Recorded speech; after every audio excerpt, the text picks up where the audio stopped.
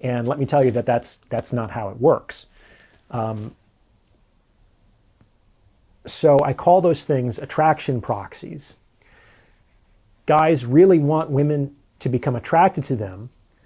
They hear that these things are what women in general want, and so they say, well, I'll just get those things, and then the attraction will be taken care of. And that's not true. I do consultations all the time with guys who have super yachts down in Miami, who fly private jets, and who cannot get fucking laid because they have no experience picking women up. They don't know how to talk to beautiful women in particular. They don't have any problems with the ones they're not attracted to generally, but obviously that's not the ones that they want. The way to get laid is to learn how to seduce a woman. That's it. Like, you don't need abs. You don't need money. What you need is seduction technique. And the core of seduction is the ability to stimulate an emotional response in somebody else and to guide them through an emotional journey that ultimately culminates in a sexual experience that you've more or less curated for that person. There's a saying that goes, a man wants a good girl who's only bad with him, and a woman wants a bad boy who's only good to her. That's great, yeah. I heard that one about a year ago. It resonated with me, it's true. Why do women love assholes? Why do women love assholes?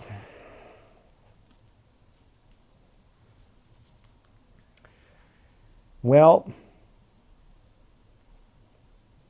there's a number of reasons for that, and there are good reasons. First of all, an asshole is generally somebody who doesn't care about another person's feelings.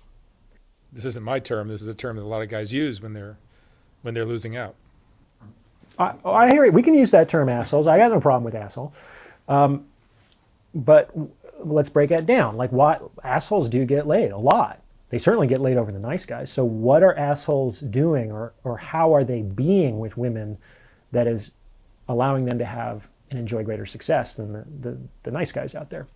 Well, like I said, one of the first things about assholes is they don't care how other people feel. And what did I just say a few minutes ago is like the Achilles heel for most men is the negative expressed emotion of women. I'm upset with you. I'm angry with you. They start to cry. It's like, on some level, a nice guy will be too empathetic, will say, oh, I'm uncomfortable with this woman's distress. I am going to change myself. I'm going to change the situation. I'm going to change the relationship. I will change reality itself if I can to get this woman to stop crying or to get this woman to stop being angry with me, without necessarily considering whether or not this woman has a fucking point, whether her tears are justified, whether her anger is justified. Like, for better or for worse, men and women can get angry inappropriately. Maybe she's doing it just to see how spineless you are. It's possible. I mean, we call those shit tests, right? And a lot of what happens in testing is unconscious. I think that there are some conscious, intentional tests that women will do towards men, but I think personally and professionally, the majority of testing occurs below the threshold of awareness for women. So an asshole isn't vulnerable to those displays because on some level he doesn't give a shit. He says, sweetheart, if you want to be upset with me, that's fine. That's your right. Why do I need you to be upset or to be not upset? You're a full-grown adult. Like, if you want to be angry, if you want to be out of sorts, if you want to be despondent and sulky, hey, no skin off my back. I don't have to feel those feelings. I felt them. I know they're not pleasant. That's why I prefer not to experience them. But for whatever reason you want to feel that way, knock yourself out, sweetheart. I'm not going to stand in the way of you and your feelings. And let me tell you, to the extent that those feelings were instrumentally attempting to change that man's behavior, if a man responds that way, that emotion will disappear very quickly because it doesn't work. Most people don't persist in strategies that don't work. If someone persists in a strategy, it's because it at least partly works. The word dysfunction is mostly the word function. Dysfunction is mostly functional in that it gets what it wants. That's why it exists. So if you want to look at any dysfunctional behavior, you have to understand that at least for a very long time, and at least partly, it has succeeded in getting that person what he or she wants. That's why it's persisted through time. That's it. And if you were to change the operant conditioning, like the rewards or punishments as a consequence of that behavior, consistently, thereout, you would very quickly change that behavior. That's the only thing that works. Yeah, I like the nice guy versus bad boy example he made here. Something I wanted to add to that is that it's okay for her to feel that way. Uh, and sometimes it's even not okay for her to feel that way, based on the fact that there's no justification or logical reason why she's feeling that way. I know women are not always logical, but sometimes they are just very in their feelings, and they it's probably a manipulation tactic.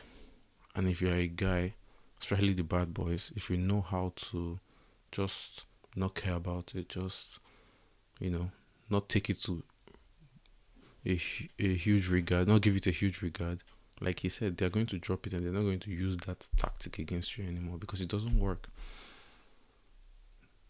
But if you decide to fall for it, she would remember that this is always something that I can use in the future against you. I can always talk about this thing and you will fall for it. So this is also an important distinction between bad boys and nice guys. This is among many other things that I see that the nice guys lack, but the bad boys have. They have the ability to be much more daring. They have the ability to be much more assertive. They're more confident. Some of these traits are things that women value more. And you don't necessarily have to be an asshole, because the asshole or the bad boys are not necessarily bad people. They just have certain behaviors that they use, and it actually works. That is why they have better success in the dating market. So that's one reason why women like assholes, is because they don't bend in ways that nice guys do that ultimately lead to the disintegration of the relationship and the attraction that she felt for the guy to enter into the relationship to begin with. And this also extends to other people out there. It's sort of like, why does the woman gravitate towards the biggest, scariest guy in the room often? Because he's the safest one. Now you might think, well, he sure doesn't look safe with all of those tattoos and the leather jackets and the kind of like growly stare. Well, he might not be safe to you, another guy, but he's safe to her because she's thinking, if I'm with that guy, no other guy's going to fuck with him. So I want to be with the guy that no other guy is going to fuck with. And assholes, they fight back. They don't just